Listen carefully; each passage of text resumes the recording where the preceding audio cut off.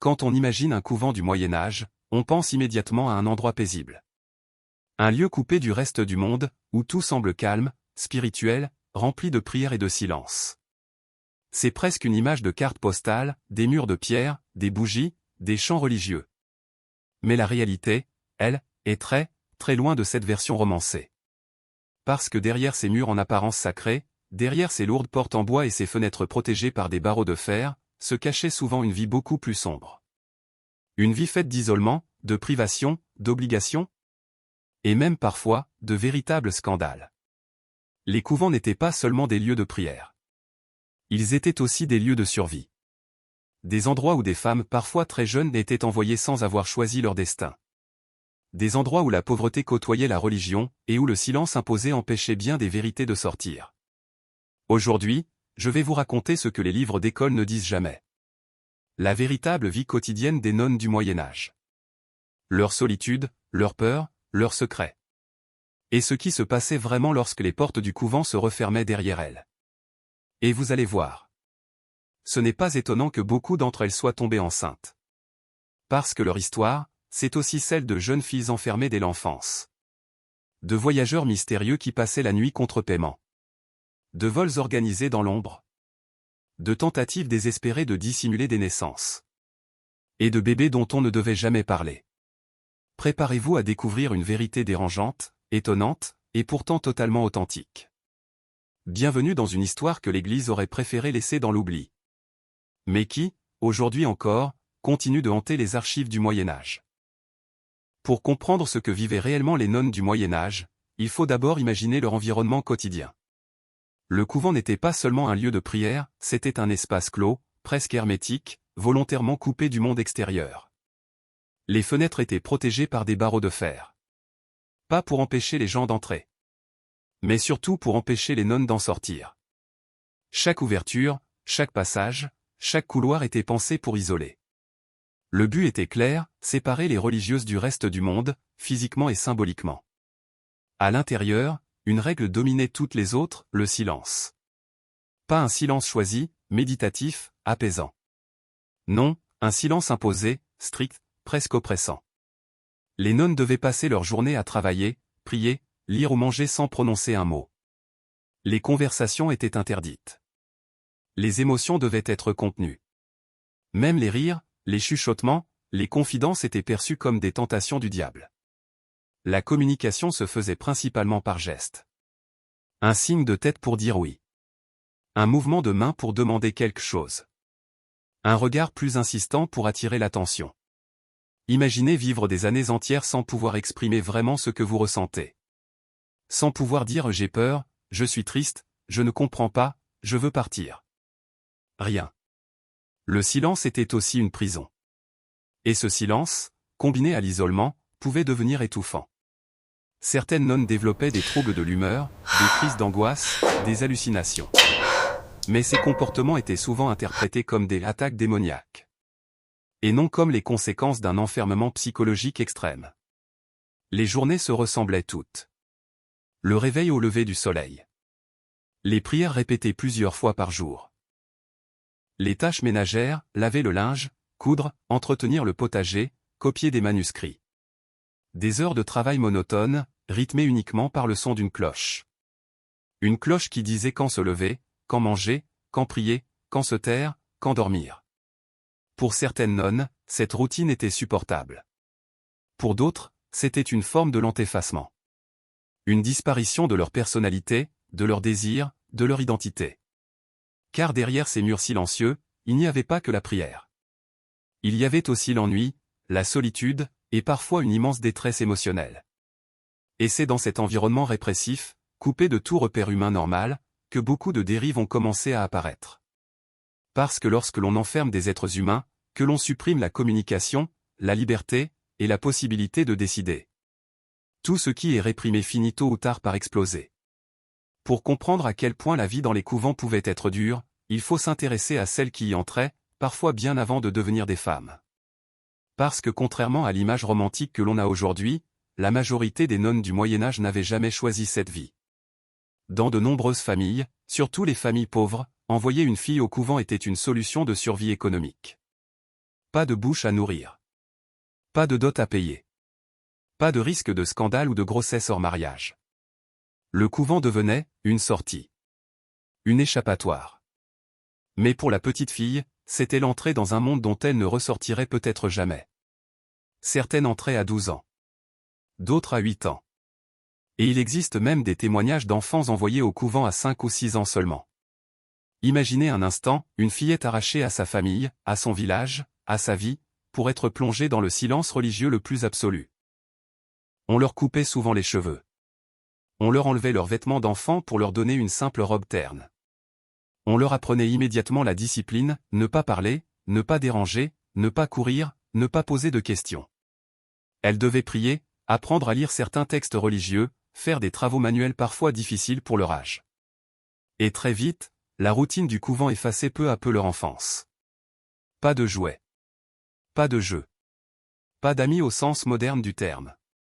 Juste des silhouettes silencieuses déambulant dans les couloirs. Ces jeunes filles n'avaient pas la moindre idée de ce qui se passait à l'extérieur. Elles ne connaissaient rien de la vie normale.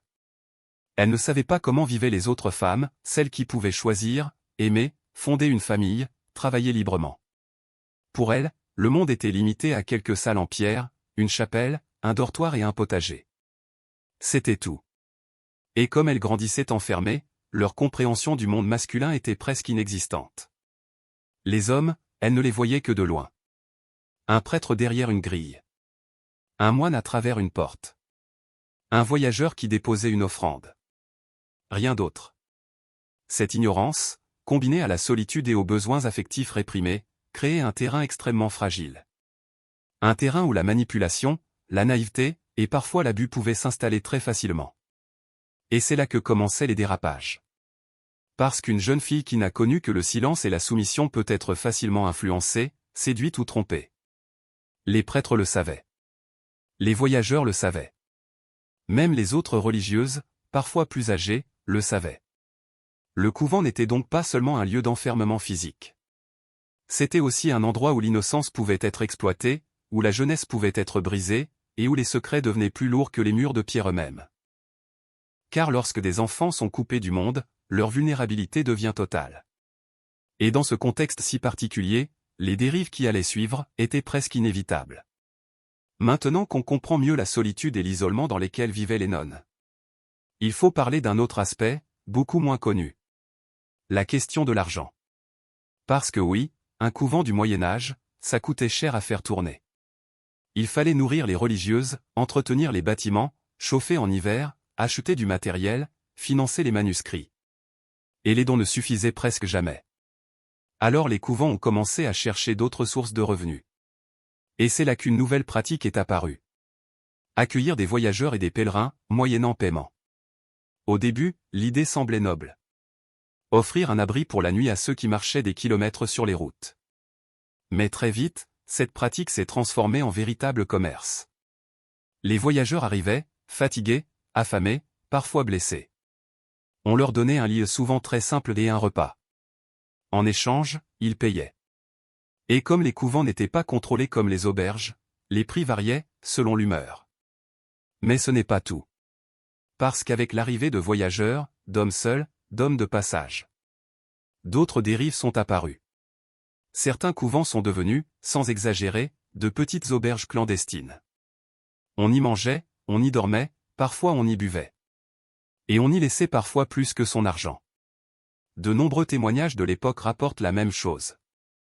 Des voyageurs qui quittaient l'établissement et se rendaient compte seulement plus tard que des objets avaient disparu. Un bijou, une bourse, un couteau en argent, un petit coffre. Rien de très visible, mais suffisamment précieux pour assurer la survie du couvent. Est-ce que c'était organisé? Est-ce que c'était simplement toléré? On ne saura jamais exactement. Mais ce qui est sûr, c'est que cela rapportait de l'argent. Et le silence du cloître aidait beaucoup à couvrir les traces. Et forcément, quand tu mets des hommes de passage, des prêtres, et des femmes isolées dans le même espace. Surtout des femmes qui ont grandi dans l'ignorance la plus totale du monde extérieur. Il se passe des choses. Des relations secrètes. Des rencontres discrètes. Des promesses murmurées la nuit. Et parfois, beaucoup plus que ça. C'est exactement à cette époque que les archives commencent à mentionner un phénomène très gênant pour l'Église. Le nombre croissant de grossesses dans les couvents. Et c'est là que commence la partie la plus sombre de toute cette histoire. C'est sûrement l'aspect le plus choquant, le plus tabou, et le plus difficile à imaginer aujourd'hui. Les couvents du Moyen-Âge n'étaient pas des lieux de pureté absolue. Loin de là. Les archives médiévales, celles qu'on garde bien cachées, parlent toutes du même phénomène. Les nonnes enceintes. Et ce n'était pas un cas isolé. C'était fréquent. Comment cela arrivait? Il y avait plusieurs scénarios. Parfois, des relations discrètes avaient lieu avec des prêtres. Ces mêmes prêtres qui venaient confesser les nonnes à travers des grilles. Mais qui avaient aussi leurs propres faiblesses. Parfois, c'était avec des voyageurs hébergés dans le couvent. Souvent par naïveté, parfois par solitude et parfois, malheureusement, par contrainte. Et puis il y avait les cas les plus sombres. Des abus commis par des membres du clergé eux-mêmes. Des hommes de Dieu qui profitaient de filles isolées, ignorantes, coupées du monde, incapables de dire non ou même de comprendre ce qui leur arrivait. Les grossesses étaient un désastre. Un scandale absolu. Un déshonneur pour la communauté. Alors il fallait les cacher. Coûte que coûte. Dans certains monastères, les cris des bébés étaient si fréquents qu'on disait qu'ils couvraient les prières. Mais personne ne devait rien savoir. Personne ne devait voir un enfant dans un lieu de chasteté. Alors, que faisait-on de ces bébés? Les témoignages sont déchirants. Certains étaient abandonnés dans la nature. D'autres étaient laissés discrètement près des rivières, dans des paniers. Et d'autres encore étaient confiés aux moines. Qui, l'ironie tragique, étaient souvent les pères. Tout se faisait dans l'ombre. Dans le silence. Dans la culpabilité. Les nonnes n'avaient pas le droit d'expliquer, pas le droit de se défendre, pas le droit de raconter ce qui leur était arrivé. Ces histoires ont été enterrées, dissimulées, effacées. Mais jamais totalement oubliées. Parce que la vérité, c'est que les couvents du Moyen-Âge n'étaient pas seulement des lieux de prière. C'étaient aussi des lieux de souffrance humaine, de secrets étouffés. Et d'histoires qu'on a préféré gommer des manuels d'histoire. Des histoires qui, encore aujourd'hui, résonnent comme un rappel. Que derrière les murs sacrés, il y avait avant tout des femmes. Des femmes vulnérables, silencieuses, et souvent brisées. Dont la voix n'a jamais été entendue. Si tu veux découvrir d'autres vérités oubliées, d'autres récits cachés sous des siècles de silence, alors abonne-toi à la chaîne.